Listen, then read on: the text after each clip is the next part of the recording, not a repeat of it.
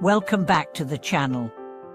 I'm truly grateful that you're here today, because we're about to explore one of the most profound and deeply personal questions many people ask. What do we end up with the partners we do?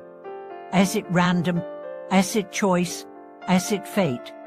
Or is there something deeper at work? In the Buddhist view, and in many spiritual traditions across cultures, marriage isn't just a social contract. It isn't merely a romantic decision. It's a karmic unfolding, a meeting not just of two people, but of two journeys, two energies, two stories woven long before either person could name them. So today, we are diving into the karma of marriage. We are going to explore why you marry who you marry, not in terms of surface attraction or compatibility tests, but through the lens of karma, unresolved lessons, soul contracts, and the powerful possibility that every relationship is either a mirror, a teacher, or a gate. This isn't about blaming. It's about understanding. Because when you see your partner not just as someone who fits your checklist, but as someone who was karmically drawn to you for mutual evolution, everything shifts. Let's start with the basics. Karma is not punishment. It's not reward. It's not cosmic revenge. Karma is simply the law of cause and effect. Every thought, word, and action creates energy. That energy carries a signature, a vibration. And that vibration shapes your future experiences until the energy is resolved, neutralized, or transcended. So when it comes to relationships, we attract what we are energetically ready to work with. This doesn't always mean you attract what you want. Often, you attract what you need to heal. And so you meet someone not by accident, but by karmic resonance. They may trigger your wounds. They may reflect your shadows. They may open your heart or challenge your ego. And through that dynamic, your deepest lessons arise. This is the karma of marriage.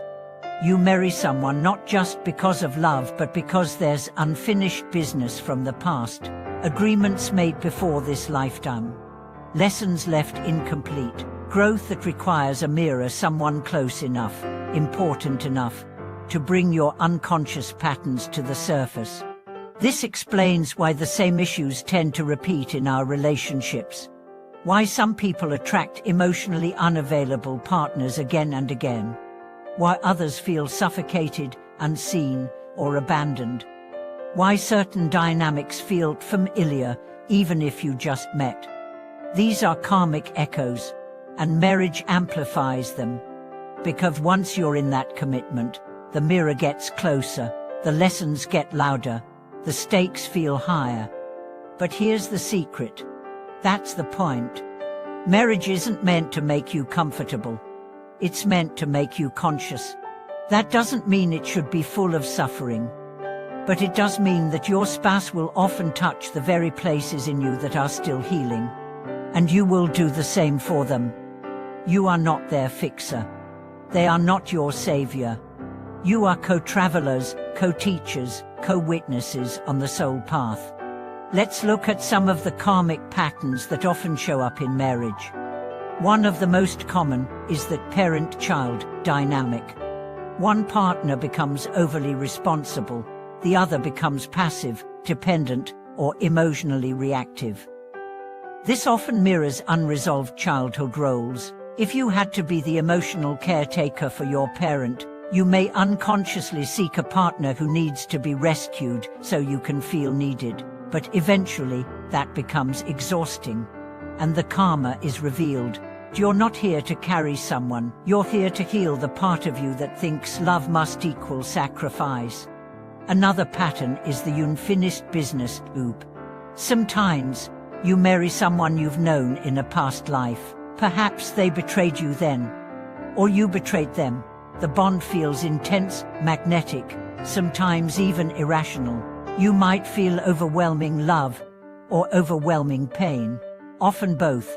Why? Because the soul is trying to finish what was started, to finally learn forgiveness, or truth, or detachment. Then there's the soul contract to marriage. These are the rare and precious ones, where both people come into the relationship consciously, with mutual growth, mutual support, mutual healing. There's still challenge, but it's met with awareness. These marriages evolve from karma to dharma, from fate to freedom, from pain to purpose. Now here's what's most important. No matter what kind of karmic marriage you're in, you are never stuck. Karma is not a life sentence. It's a life lesson. When you see clearly, when you take responsibility for your patterns, when you choose awareness over reaction, karma begins to dissolve. This means you can shift the energy of your relationship without needing to leave it. Or, sometimes, you leave it not from anger, but from clarity. Either way, it's about evolution. Not blame, not escape, not fantasy. So if your marriage is difficult, don't ask, "Why is this happening to me?" Ask, "What is this showing me about myself? What part of me is being called to grow? What am I meant to release, forgive, or transform through this bond?" And if your marriage is peaceful, nurture it, treasure it, use it as a base for even deeper growth. No relationship is perfect, but any relationship can be sacred if it's met with presence. In the next section, we'll go even deeper into the spiritual purpose of long-term union, how to recognize your karmic patterns, how to transmute conflict into insight, and how your marriage, no matter how it looks on the outside, can become one of the most powerful accelerators of your inner awakening. Stay with me.